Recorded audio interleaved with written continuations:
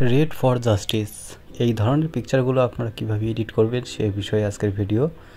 আশা করব সম্পূর্ণ ভিডিওটি আপনারা শুরু থেকেই দেখবেন।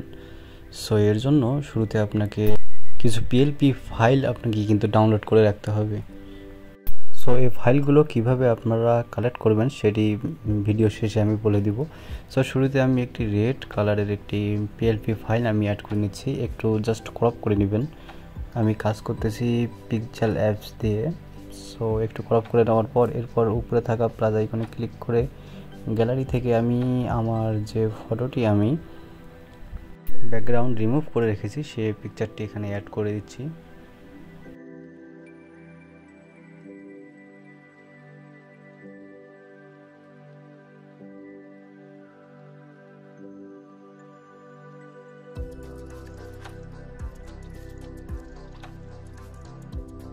এরপর আবার উপরে থাকা প্লাস আইকনে ক্লিক করে ফ্রম গ্যালারি থেকে একটি প্লাগ যে পিএলপি ফাইল রয়েছে সেটি আমি কিন্তু অ্যাড করে নিব।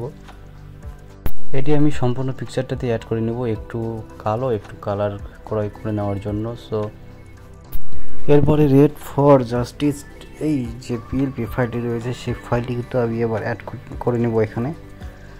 সো এর জন্য উপরে থাকা প্লাস আইকনে ক্লিক করে ফ্রম গ্যালারি থেকে এই পিএলপি ফাইলটি নিয়ে আসতে হবে। সো দেখতে পাচ্ছেন আপনারা আপনাদের মন মতো কিন্তু এটিকে আপনারা অ্যাড করতে পারবেন। অ্যাড করা হয়ে গেলে এবার উপরে থাকা সেভ আইকনটিতে ক্লিক করে কিন্তু ছবিটি জাস্ট আপনারা সেভ করে নেবেন।